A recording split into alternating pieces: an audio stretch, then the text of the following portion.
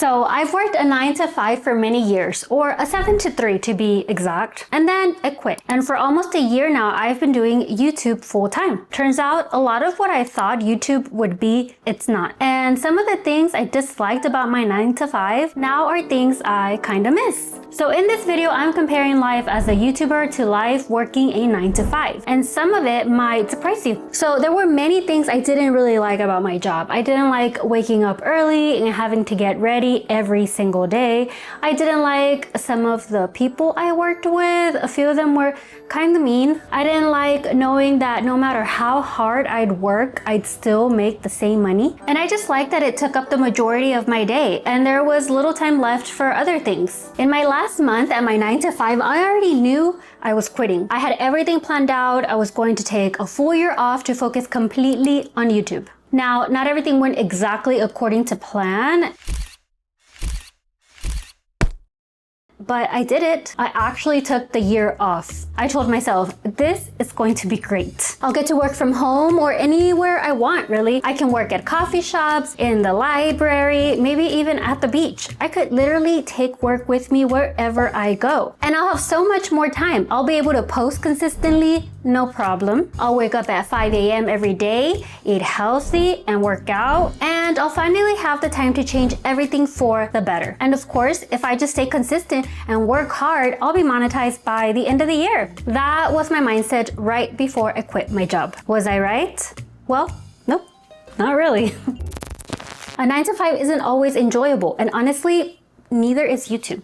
Just like with any job, there are parts you like and parts you don't. At my old job, I didn't love everything, but there were still moments I enjoyed. Maybe certain tasks or even chatting with the coworker I liked. And YouTube's the same way. There are parts I genuinely enjoy, like editing or connecting with people. But then there are other parts I really don't look forward to, like trying to come up with a good thumbnail or a title that actually performs well. I used to think I love everything about doing YouTube full time, but that's just not how it works. There will definitely be things that feel frustrating, tedious, or just not fun. And that's okay, it's still worth it, but it's good to go in knowing that it's not all going to feel amazing all the time.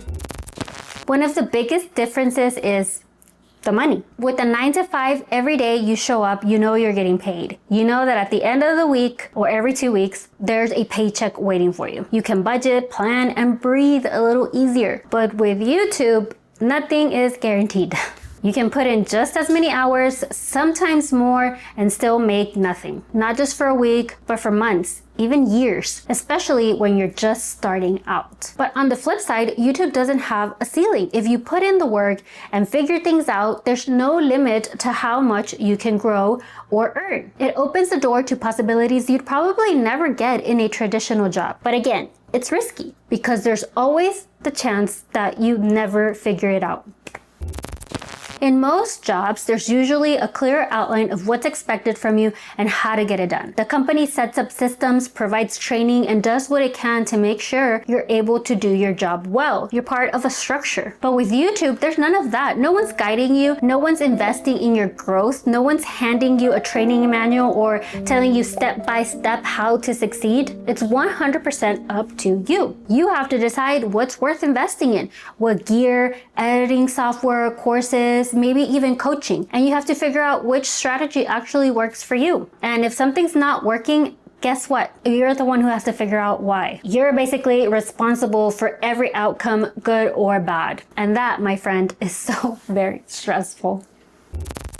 Like I mentioned earlier, all I really need is my laptop and some Wi-Fi. Technically, I can work from anywhere. I could even work from the beach. That was a dream. Working while enjoying the waves, living the flexible YouTuber life. But in reality, it hasn't happened. It sounds great in theory, but the planning, the drive, the hotel, the money, it's not as easy as it sounds. Honestly, I think I watched too many creators with millions of subscribers, and that's where I got that idea from. So most days, this is where I work from, the couch or the bed. Every now and then, I'll head to the library to upload a video because of the stronger Wi-Fi. But other than that, I'm usually at home. Not quite what I pictured when I imagined being a YouTuber. And you know that saying, the grass is always greener on the other side? It's so true. Now that I don't have a place to go or people to work with, I actually miss it. I miss being in that kind of environment, collaborating, having some structure, some human interaction. But here I am, working from bed,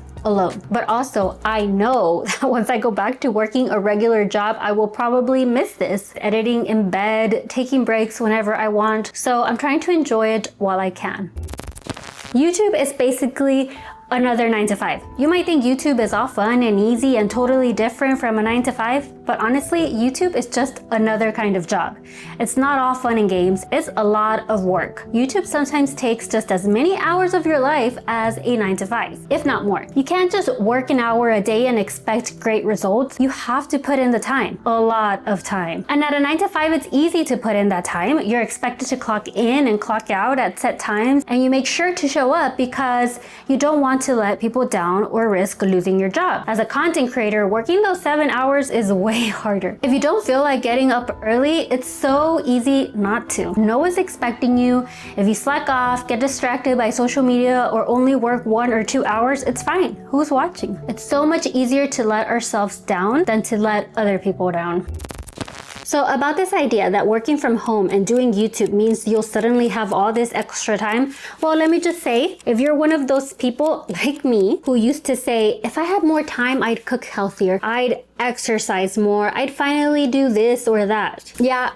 No, if you don't have the discipline, it doesn't matter how much time you have, you still won't do it. It's been over 10 months now of me having all the time in the world, and the days still fly by. Sure, I've made it to the gym here and there, I've cooked healthy meals here and there, but did I make it a habit? Was I consistent just because I had more time? Nope. Turns out it wasn't the 9 to 5 that was holding me back. It was me. But the real issue was discipline. I finally had the time, but I didn't have a system. I didn't have habits in place, and no one was expecting anything from me. So I just didn't. But at least now that I've identified it, I've identified the problem, I can work on it. And so I found myself trying to figure out how to get all of this stuff and make myself better. That realization, as tough as it was, has been one of the best parts of this whole YouTube journey. It forced me to focus on myself, to look at what I'm good at, what I struggle with, because when you live alone and you don't have a 9 to 5, you spend a lot of time with yourself and you start to really see who you are. You might like what you find, or you might not.